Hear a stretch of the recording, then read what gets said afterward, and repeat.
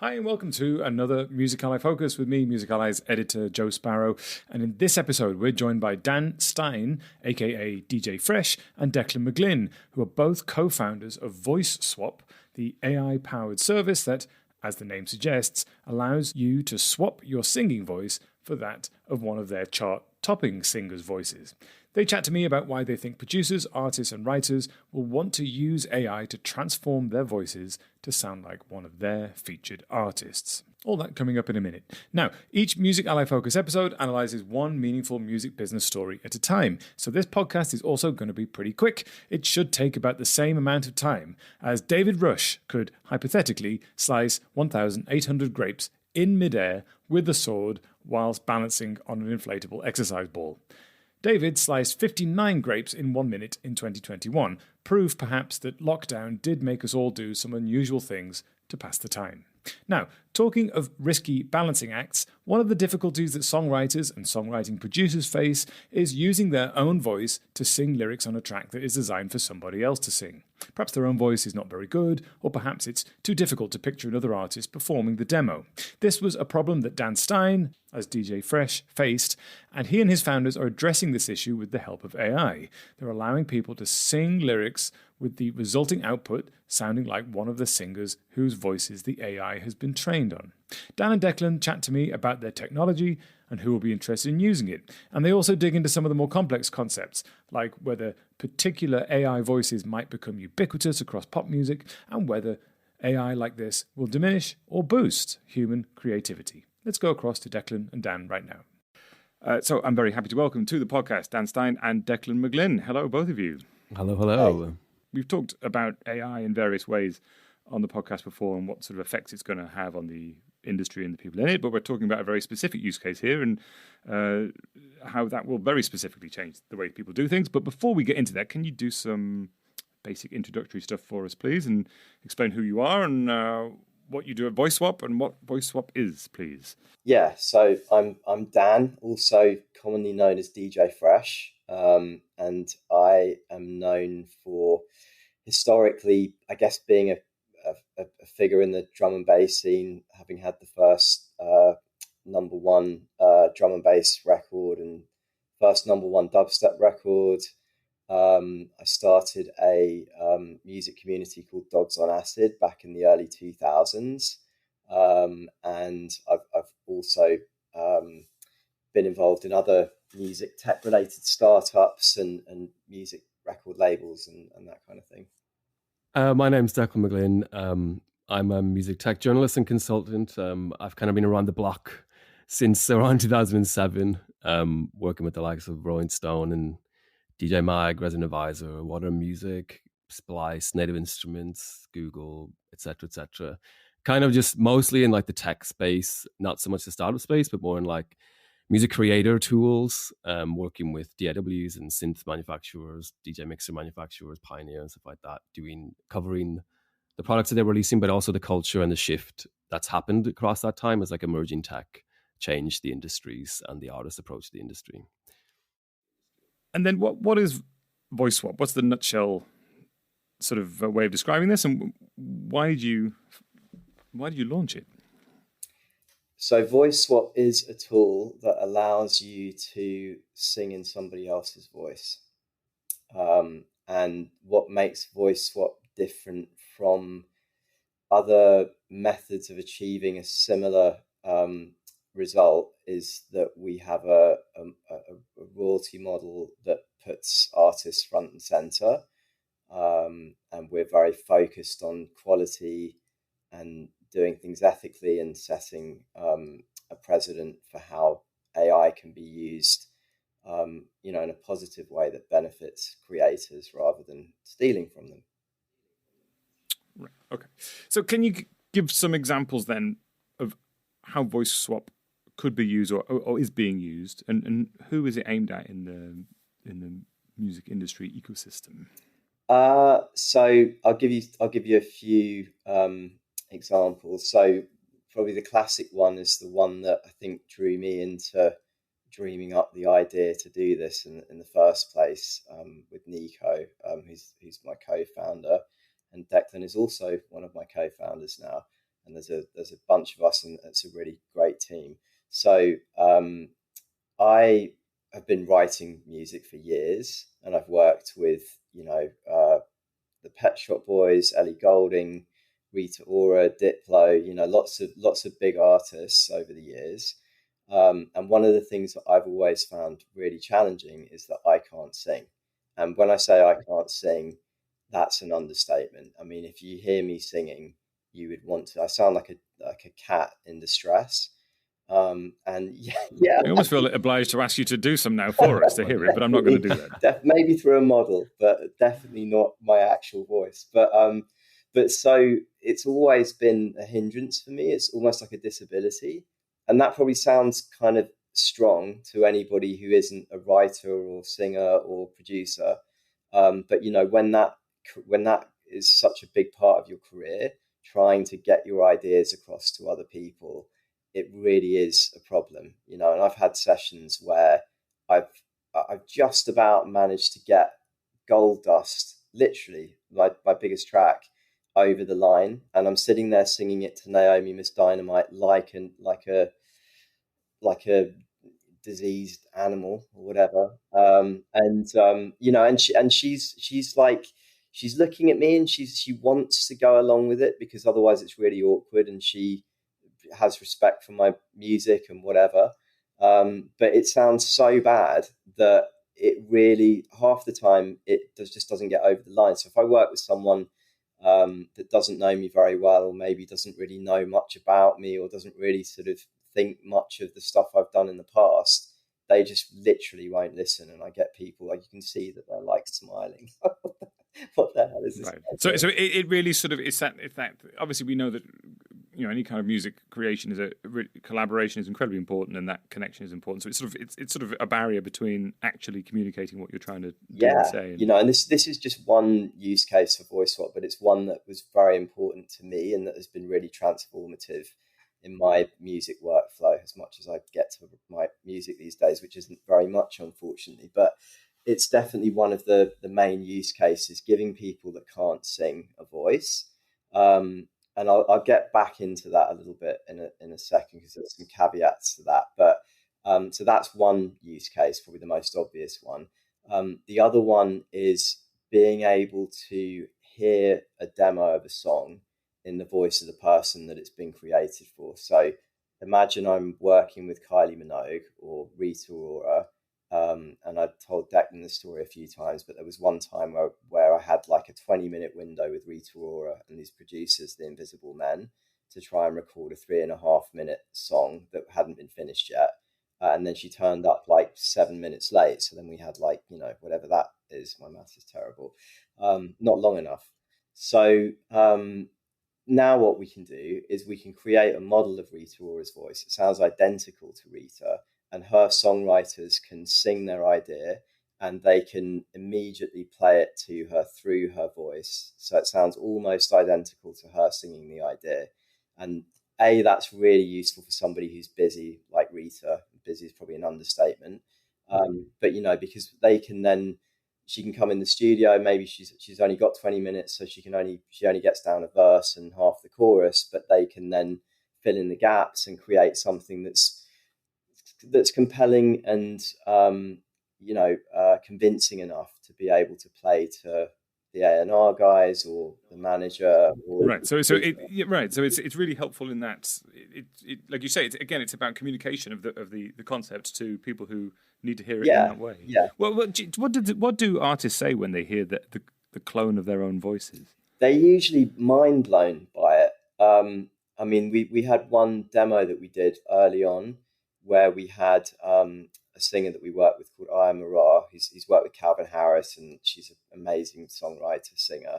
And we had her sing a song in Arabic, and then we put it through one of the other singers' voices, this male singer that we work with. And we've got this video of him listening to his voice. I just said to him, I want you to record on video your reaction to what I'm going to play you, but didn't tell him. He had no idea what he was going to hear. And then he could hear his voice singing fluent Arabic, and his face, he's just literally like completely, you can see he's it's like he's thinking through what this means. And I watch his face, and I think what he's thinking is, he's thinking, this means that my voice can be now part of any music market in the world, right? Like I can basically have somebody sing a song through my voice in fluent Arabic, and then that can go into the Arabic market, and suddenly my voice can be in front of all of these, millions of people that never would have got to hear me before, So I mean, that's another use case.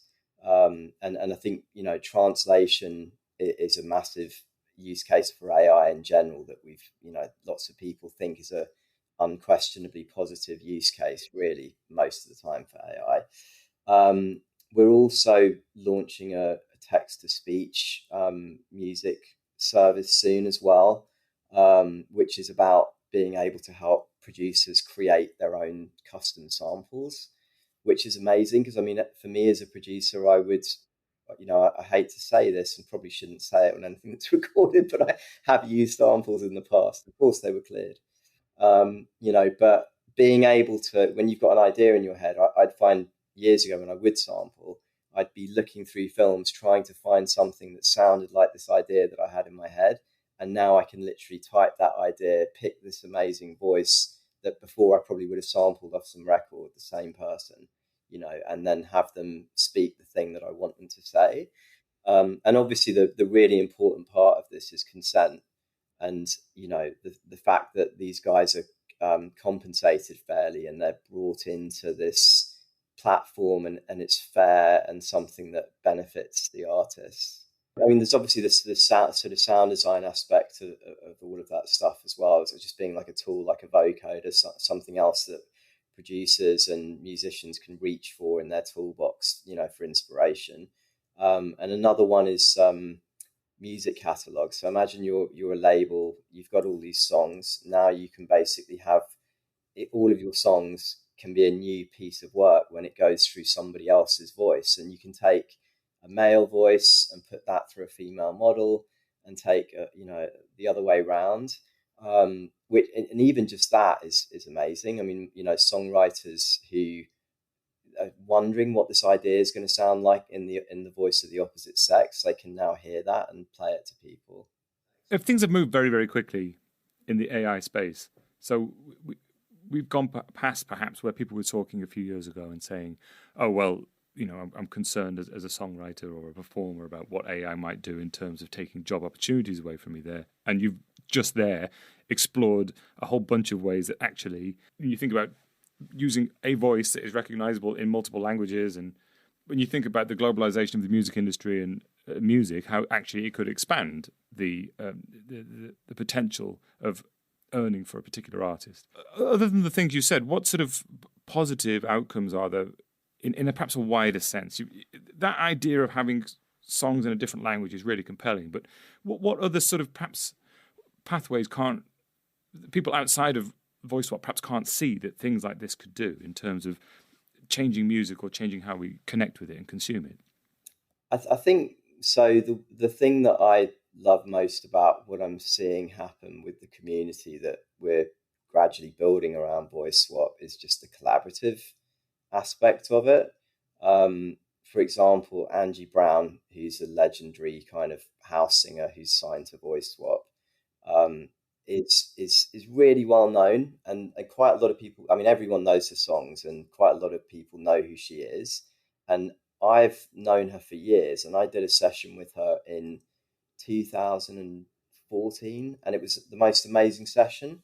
And then I just thought, I don't know why, because I was working with all kinds of crazy people at the time, but I somehow just felt she was unattainable. So it was like she came and did the session, and I wanted to do more sessions with her, but I somehow just felt like I'd never heard her working with anybody. So I just felt like, well, maybe she just doesn't do a lot of sessions, and I don't want to like bother her or like hound her. And actually, as it turns out, that isn't the case. Now that I've got to know Angie a bit better, she's just very busy on the road. She does a lot of gigs. I mean, she's gigging almost every night of the week in Ibiza or the UK, playing all those classic songs. And she just doesn't get to connect with people a lot. And one of the best things about her story with voice swap has been watching her going into a session last week with some pretty successful producers who would never have ever crossed paths with Angie otherwise, and they basically put their song idea through her vocal. They played it through all of the models on Voice Swap and decided that Angie was the right voice for the song. And they reached out to Angie and her manager and played them the demo, and they were like, yeah, that sounds amazing. And then they went in the studio and recorded the song, and it sounds even better. And I think that collaborative aspect is just as important as how useful the tool is. And I think as someone who's kind of come from a background of my platform Dogs on Acid, which at the time in 2003 was the biggest online music community. So I've always been into this idea of helping people network, and especially musicians. So for me, that's a really big part of it, the collaborative side. Yeah, and we're not saying that voice swap is replacing singers at all. That's not the case. The ultimate goal is what Dan just described, where it facilitates a session for a singer on our platform where someone creates a demo, they send it, and then both parties are really excited, and they end up going into a studio to record it properly, therefore generating more revenue for the artist as well. So you're saying that how you've signed Angie Brown and artists like that to Voice Swap. How do artists and performers, how do they react when you say, hey, I want to clone your voice and this is going to happen? What's their immediate feeling, and how do you go about choosing the voices that you've approached? Yeah, so I mean, there's been a lot of negative press around AI, which is really deserved, actually. So I think the predominant sort of temperature of AI over the last year has been that we see these big AI, faceless AI companies that are creating these amazing tools, but ultimately leaning on data and creative content from people that aren't then, brought into the picture. They're not paid, they're not compensated. And so you have, the strikes in Hollywood, and on the, I'm trying to remember the name of the picture site where they had the artist strikes. But yeah, so I think there's this overwhelming fear. And then obviously on top of that, there's Terminator and all the old kind of stuff where people are just terrified of, what's going to happen. Is robots going to take over? So I think generally there's a lot of negative feeling. And to try and break through that and reframe the AI potential to creatives is quite a challenging thing to do. But luckily, because I am a musician and lots of my friends are musicians, I can have a conversation with them where at least they know that I understand their concerns. And so I think that makes it a lot easier to have those conversations, but especially at the beginning, they were really quite tricky. And what I'd find is that, for example, Liam Bailey, when I first mentioned it to him, I never dreamed that he would be up for coming on the platform, because he's such a sort of rootsy guy. He's very kind of just everything is about being organic and rootsy, and it just seemed like it was the opposite of everything that Liam was about, and but I think he could tell that I was really genuinely excited about it. And we were working together, and I was explaining it to him. And the first thing he said when I said AI, he was like, "It was like fresh, the devil blood," something like that. And I just thought, yeah, that's what I thought was going to happen.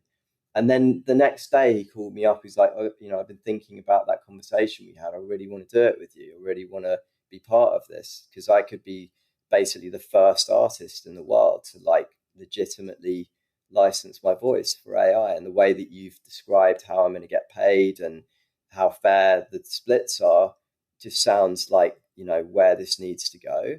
And so, and that's kind of generally been the experience. I mean, now it's changing because people's awareness of the tool is becoming a bit, people now aren't totally mind blown by the idea of AI voices, that it's out there enough that people are hearing it. But especially at the beginning, it was really tricky, but you'd kind of start talking about it. And by the time I think I've finished going through, because our mission really has been and still is to try and find a hole, because we want to fix it. And there's no way that I would stand up in front of all of my friends in the music industry and push something that I felt was flawed. You know, I've got like a 30-year reputation in music, and that's really important to me.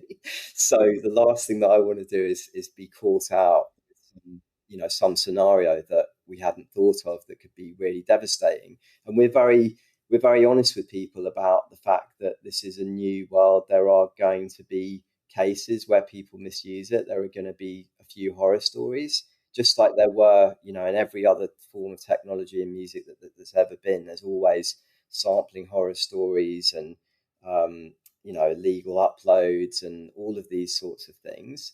And obviously this is a new, very exciting space where a lot of exciting stuff can happen, but there's also going to have to be a lot of control and a lot of work to make sure that it's used responsibly and ethically. So you're talking about reassuring performers there and saying, hey, look, you know, this is not the horror story that you might think it is. And part of that reassurance is the remuneration and how they get paid for it. How does that work? How does that work in terms of getting paid for people using your voice? Yeah, so at the moment we have two revenue streams for artists. So we have a subscription model where users, initially everybody that joins VoiceSwap gets a free minute where they can experiment with any models that they want. And so they can get a taste of the quality of the models and the voices and that kind of thing. And then they get a subscription, or they can buy some credit, which is pretty cheap. And then they can use that credit to create personal demos. They're not allowed to do anything with the audio that they create apart from, like, you know, they could play it to their manager or play it to a record label, but it can't be shared online. It can't be shared on social media. It certainly can't be released. And we're very strict about that. We have, like, you know, when you see these disclaimers on sites, but we literally just keep drilling it into people over and over and over again. So we're really careful. And we have an agreement which effectively makes the user liable if they do go and do that. We also use watermarking. So does that help you police it in the sense of, like, making sure that people they stick to that agreement, that they don't put it online? Yeah, it's not infallible. And I mean, we're talking to DSPs about, and we've actually got an announcement soon about a very exciting industry first way of dealing with this problem by working with DSPs. You know, and Grimes obviously has been experimenting with TuneCore around use of her AI voice. So this is an area that everybody's working on, but it's not infallible. So we use watermarking, and it's it allows us to track back a vocal to the person that made it, basically using our platform. And it's not like infallible. So, but it, you know, it's one of many tools and early approaches to dealing with the problems. But I think, like, what was interesting right at the beginning was the one thing that we would find is that people would be really worried about this. Like, what's going to happen if somebody, you know, uses my voice without my permission? And actually, as time has gone by, there hasn't actually been any horror stories yet. And, you know, just like anything else, I mean, if you upload something to YouTube or Spotify or whatever without somebody's consent, then the platform has to take it down. So I think people are sort of getting their heads around the idea that although there are risks, that the benefits outweigh the risks.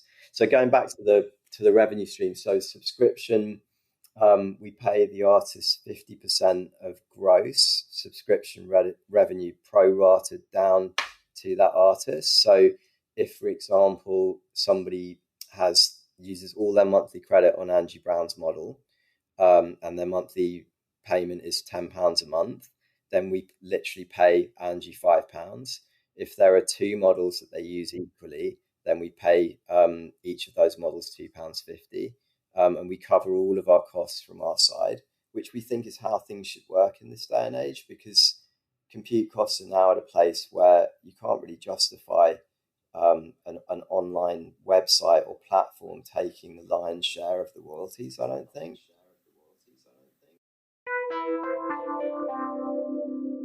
Now, at this point, let me just take a moment to remind you that last year, Music Ally launched a series of 5 free courses covering everything you need to know about Amazon Music for artists, including programming and curation, selling artist merchandise, understanding voice technology, reaching audiences via Alexa, and live streaming on Twitch.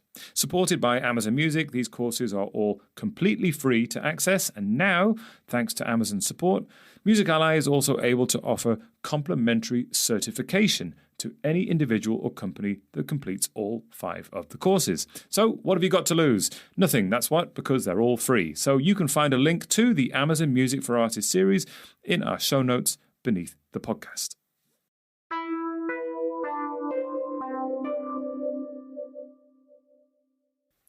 I'm sure the producers that are listening are quite excited by this. And singers as well, because of the opportunities that technology like this grants. You know, I can definitely see, for example, how, you know, shaping up a song, using someone's AI voice to try and sort of bring a demo to life. I mean, that's really exciting stuff, right, from a producer's perspective. In terms of like where this might go, in, you know, as well as those positives, I'm trying to sort of spot angles where we might, you know, unintended consequences might come out of it. And one I was thinking of is there, as this becomes part of the production process, is there a chance that we might see a future where there's a sort of handful of AI voices that become sort of go-to voice instruments for producers? A bit like when certain new technologies emerged in, I don't know, the 1980s or 90s, and you hear those sounds a lot across songs. Is there a danger that might happen as well with voices? I mean, I don't think so. One of the things that, you know, I found myself thinking about a lot at the beginning, because I spent a lot of time thinking about all of this stuff, as you can imagine, trying to dig holes in various approaches and whatever. And one of the things that I used to think about at the beginning was that people would be concerned that their voice would end up all over the place. And then I realised that Ed Sheeran's voice is all over the place, you know, and that's why Ed Sheeran is so famous. So actually, I think if that somehow was possible, and I now don't even really think that would happen, but even if it did happen, I think it would actually be a positive thing for an artist to be all over the place. It might not be positive for other artists who lose that spotlight, but I'm kind of being hypothetical here, and I don't really think that's a likely outcome, to be honest. I think like what we find is that when I look at, so we have a lot of analytics, we can see which models are being used, and there are definitely more popular models out of the models that we have on VoiceSwap, but they align pretty well with how popular the artist is, I would say. And then sometimes we'll notice that somebody seems to stand out unexpectedly because they don't have that much of a presence as an artist compared to somebody else.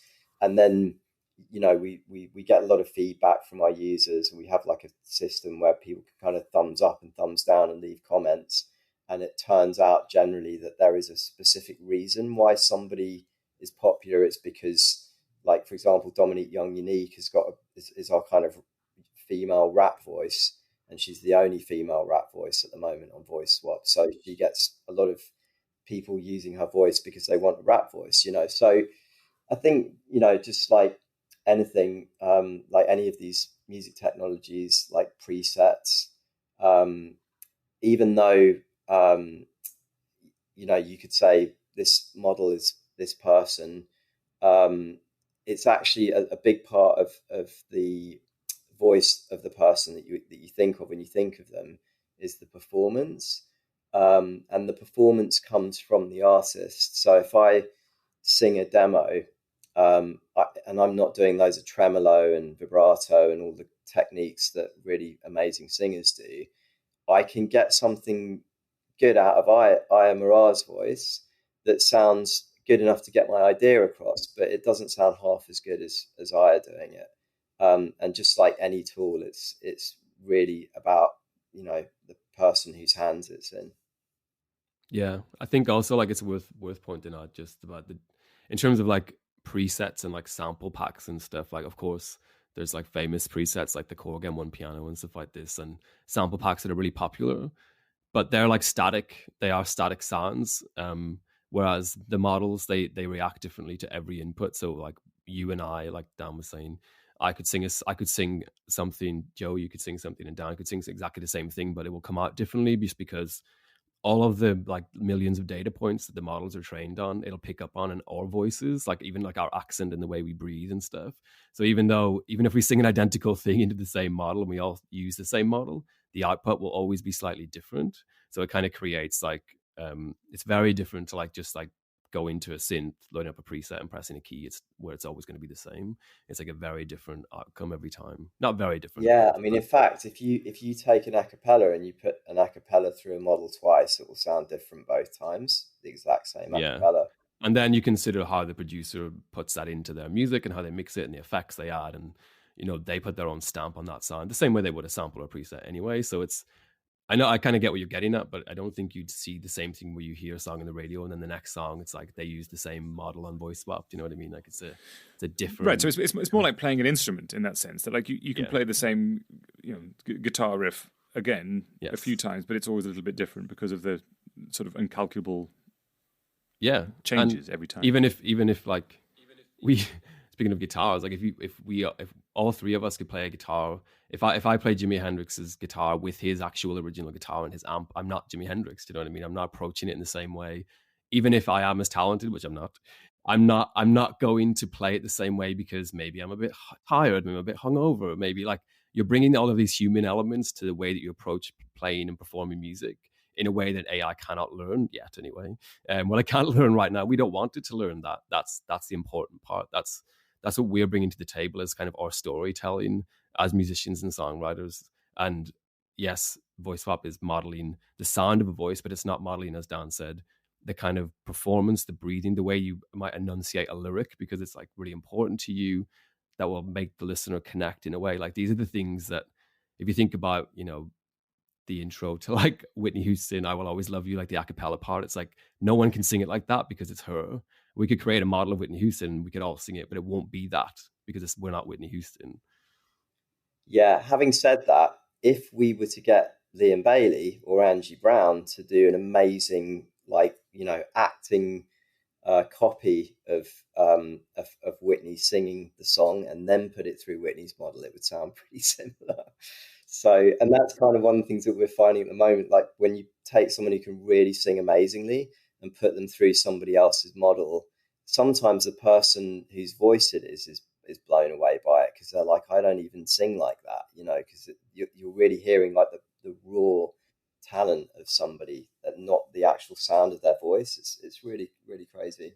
My next question was going to be, is there going to be a chilling effect where, these models get so good that it sort of dials down the human creative element? But I guess what you're saying is that actually that human element of decision making, performance, and nuance is actually, if anything, amplified through this, but albeit with a voice that is not your own. Yeah, and I think one of the positive aspects of it that maybe it's easy to sort of not think about is that in this world where everybody's creating so much content, and what AI is going to do is explode that even further. So this sort of exponential graph of content we've been on going back to when Channel 4 launched, and there used to be 3 TV stations, and then there was Sky, and then so like where I think this is going to go is that more and more personalized content is going to appear, and in that environment, imagine Liam Bailey's voice, for example, or one of these people that we're working with, that their voice can be used to create thousands or hundreds of thousands of versions of songs to personalize the message in some way, maybe for advertising, maybe as just in a creative way, maybe as a birthday message, could be anything. But if the royalty model is there to protect the artist and to compensate the artist fairly, this then explodes the ways that their voice can benefit them, and that all of that content that's created using these AI voices could never be created by the people themselves.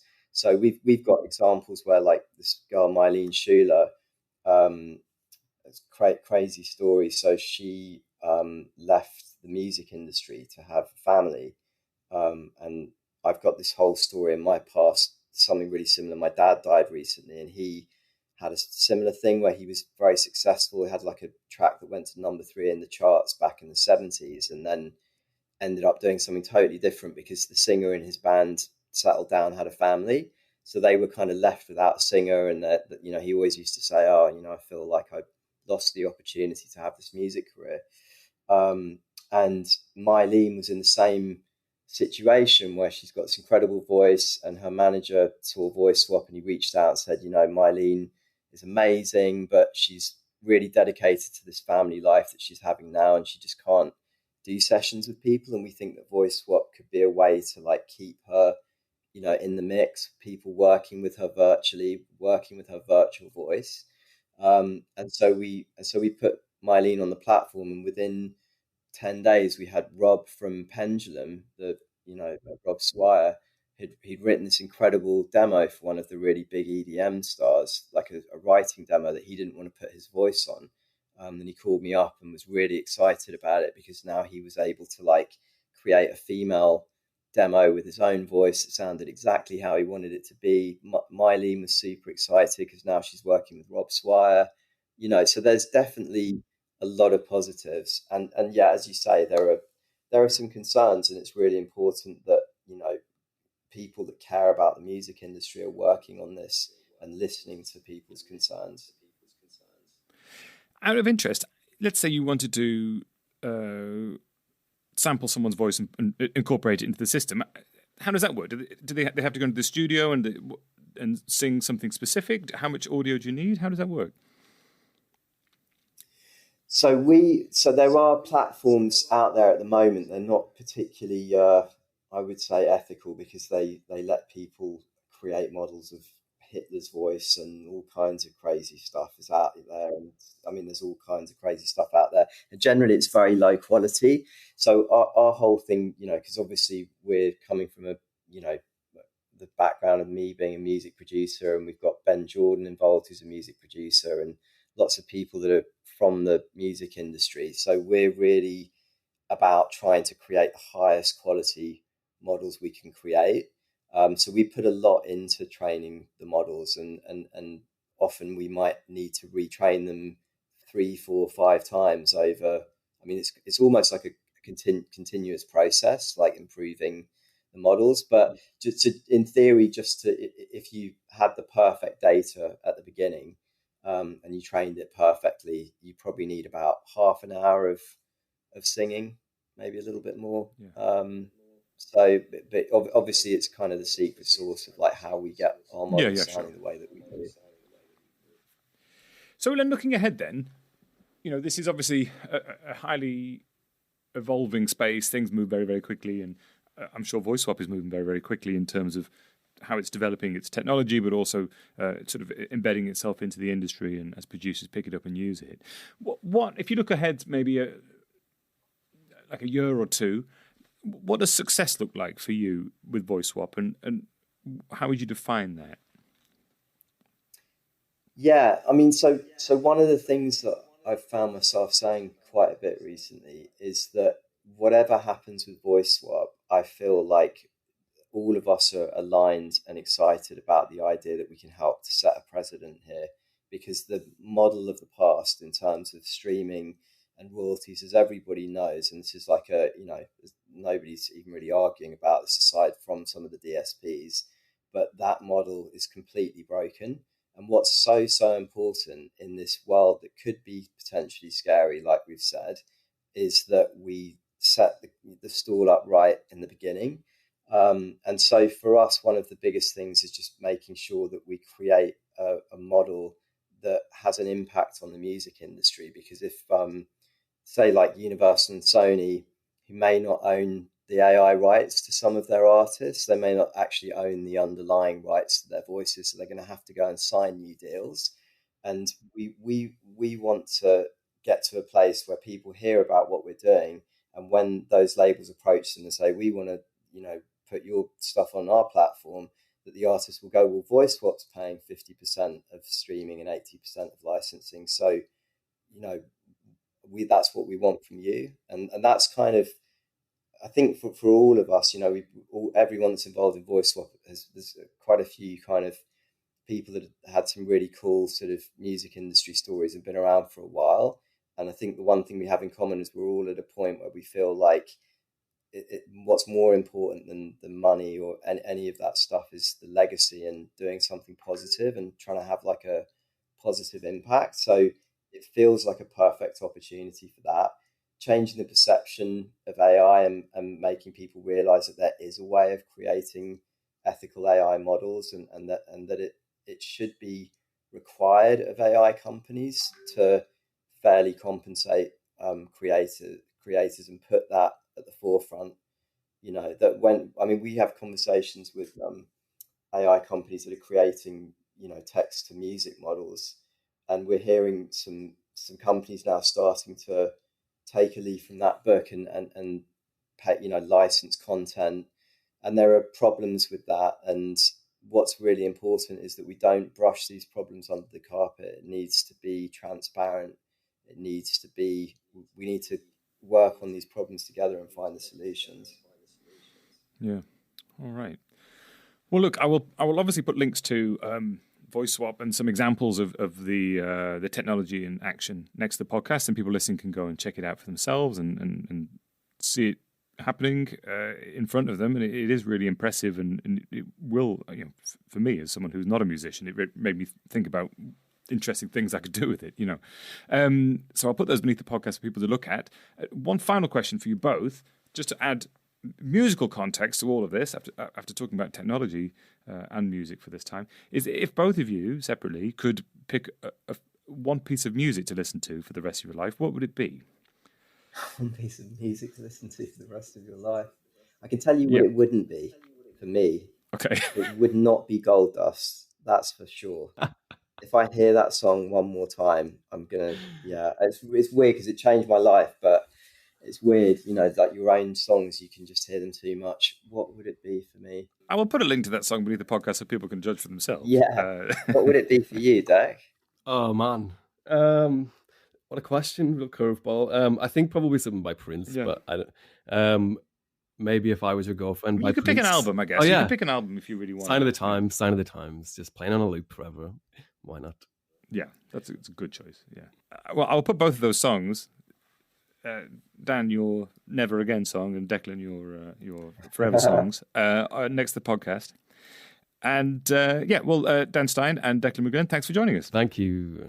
Okay, huge thanks to Declan and Dan, and you can check out the software that they've been discussing in the link that is beneath the podcast. And if you found that interview useful, please share the podcast on with somebody else who you think will get something out of it. And if you want to get in touch with me, of course, I would love to hear from you. You can email me on joe@musically.com. That's Joe, Joe, @musically.com. We also have a free weekly email called The Knowledge, which rounds up bits and pieces of the best analysis, news, marketing insight, and skills for Music Ally. So sign up and impress your boss. Links are in the description as always. So that's it. Thanks for listening. I've been Joe Sparrow. You've been you. And until next time, farewell.